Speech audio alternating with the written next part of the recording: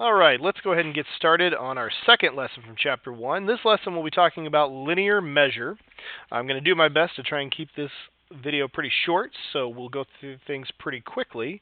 And if you have any questions, make sure you make a note of them in your note packet, and we go from there. First of all, hopefully you have already taken a look at the first video that I posted to Edmodo, which was over how to set up your vocabulary book in your composition notebook, and hopefully you have already done that for this lesson. If not, you're going to want to make sure you do that before coming to class.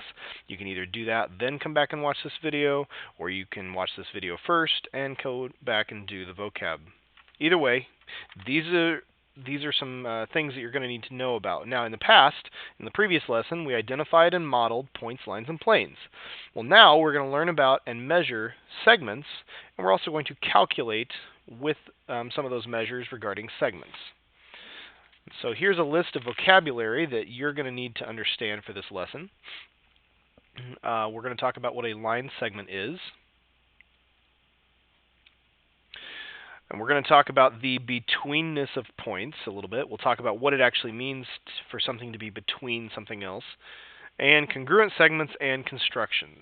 These are all vocab terms that you'll see highlighted in yellow in your textbook, which means that they also need to be covered in your vocab notebook. That means you need to write the terms and write the definitions and put any diagrams that go with them in that vocab notebook. So let's first start off by talking about what a segment or line segment is. A segment of a line, so we call it a line segment most of the time. The definition for that, which you'll want to write down in your vocab notebook, is the part of a line consisting of 2 points and all points in between them. Okay, 2 points there we refer to as endpoints. A point at one end of a segment or the starting point of an array. Okay, that's what an endpoint is. And so the 2 points that we referred to in this definition are called endpoints. And so here's how we name a segment. Okay, a segment is named by the 2 letters of the endpoints.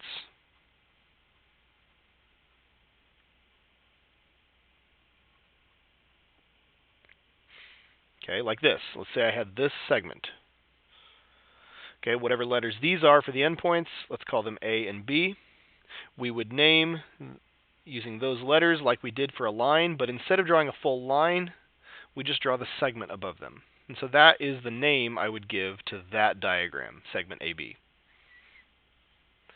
Okay? Then the endpoints are A and B of that diagram. All right. So in our first example, we get to actually take some measurements using the provided rulers. You don't have to use your own ruler. You can just do this. But here's your important tip. All measurements are approximations dependent upon the smallest unit of measure available on the measuring instrument. And so since the smallest unit of measure available here is centimeters, we're going to say that this is approximately 5 centimeters. Even though it's definitely short of 5 centimeters, it's closer to 5 than it is 4. So we would say AB is approximately 5 centimeters. Part B, now we have every tenth of a centimeter listed, and so we can write these out. It's between 1 and 2, but we can actually measure the number of smaller portions that we have. This is 0.5, or 1.5 actually. So this would be 0.6, 0.7, 0.8 about. We're going to say that AB here is approximately 1.8 centimeters. But on part C, notice that they've changed the unit of measure. On part C, we're using millimeters. Now, they're still marking out every centimeter, but they're calling it 10 millimeters, 20 millimeters, 30 millimeters, and 40 millimeters instead. So we're not using a decimal point. We're just in our brains going to make that one jump. So AB in this example is about 40, 41, 42 millimeters. All right. We can do the same kind of measurements with our standard units of measure or our customary units of measure. But instead of using decimal values, we're going to use fractional values. And so this is 1 inch, this is 2 inches. We would not call this 1.3. Okay, that's obviously not 1.3 inches. This is, I'm sorry, let me go back here. This is half of an inch. And then halfway between 0 and a half is a fourth of an inch. So these are 1/4 or 1/4 inch markings. So this would be 1, 2, 3/4 past 1. So AB is approximately 1 3/4 or 1 3/4 inches. On part B, once again, we want to go to the smallest available increment of measurement. So we know this is 1/4 of an inch. Half of 1/4 is actually 1/8 of an inch. And so beyond that, the little tiniest marking would be 1/16 of an inch. But this one covers two of those littlest markings, so we don't have to count by sixteenths. We can go up to the first eighth past 1 inch. So AB is approximately 1 1/8 inches there. And then for part C, we're using the points I and X this time. So IX is approximately just about used decimals again. IX is approximately 2 inches and 1/4 of an inch, or 2 1/4 inches. Right, so that's how we can take metric and standard units of measure and help us do some measurements of segment length using actual rulers. Now, here's where it's going to get a little bit more interesting. In order for a point to be considered between two other points, and that does not mean in the middle. I want you to write this in your notes. Not necessarily in the middle. That does not mean in the middle. The word between does not mean that. Please change your thinking on that right now. It just means somewhere between the two endpoints. So if we can say that one point is between two other points, that means all 3 points must lie on the same line. They have to be collinear. Please ignore the little email update.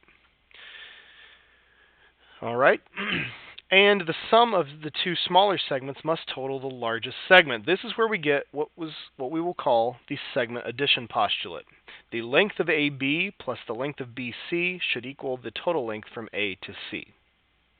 And so a postulate, as we'll refer to this, is a statement that describes a fundamental relationship between basic terms in geometry, and it does not need to be proven. So a postulate is a statement that needs no proof. It is accepted as true without having to prove it in math.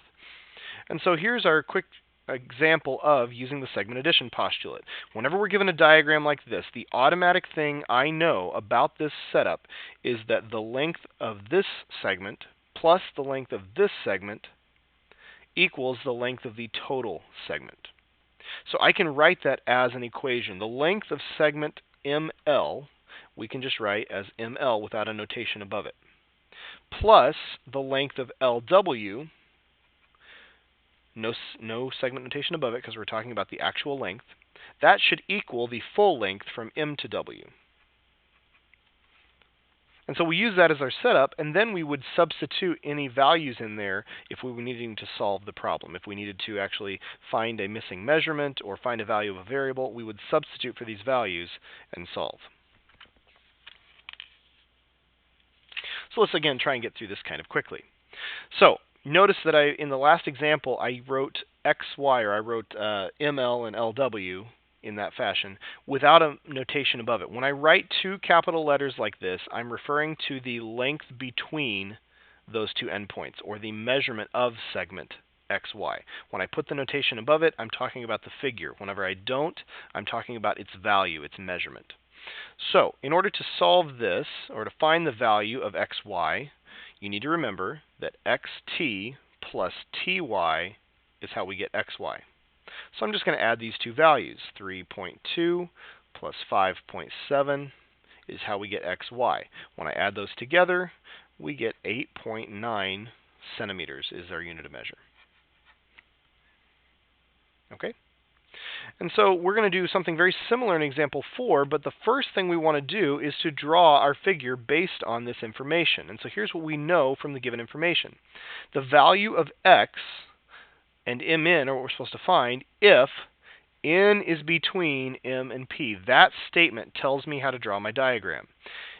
Since n is between m and p, that means the endpoints of my overall segment are m and p. and N is somewhere between them. It doesn't have to be in the middle, probably shouldn't be. It can be anywhere between. Maybe it's closer to M, maybe it's closer to P. It doesn't matter for how we draw our diagram at the beginning.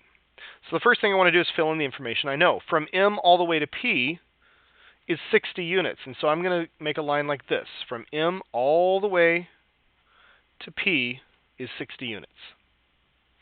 Then Mn is this expression, 6x minus 7. So from M to N is 6x minus 7.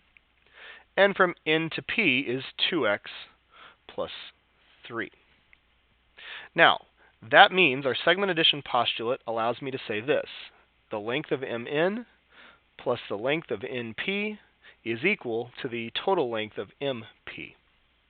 What I want you guys to do is to go ahead and pause the video and fill in the values from your diagram into this equation to get an equation using x and solve that equation for x. When you think you have finished it, go ahead and click play to view what your answer should be. Alright, if you need more time, go ahead and continue to pause, keep the video paused, but otherwise this is what we should get. X equals 8. You can see where I plugged in the values. I combined like terms. I added 4 to both sides. And I divided by 8 to get x equals 8. So that's one part of your answer. The other part is to find Mn, which is this value here. So we're going to do 6 times 8 minus 7. 6 times 8 is 48. And when I subtract 7, the length of Mn is 41. And that's our answer.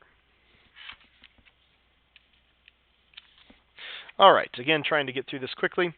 Here's one key concept that we will talk about more in class, but you need to understand this. When I say that segments are congruent, congruent means having the same or equal measure. So we need to understand the difference in talking about things that are congruent and things that are equal. Congruent segments have the same measure. This is how we would draw that symbol, and we would write the phrase, if we write it out in a sentence, is congruent to. And a lot of times in your diagrams, you'll see these as red slashes on the diagram, or tick marks. Okay, these mean that these segments are equal in length. They are congruent segments. And here's how you would write that as a statement of congruence. Notice I'm keeping the segment bar above each of those. This is our understanding of the word equal versus the word congruent. Lengths can be equal, and segments are congruent.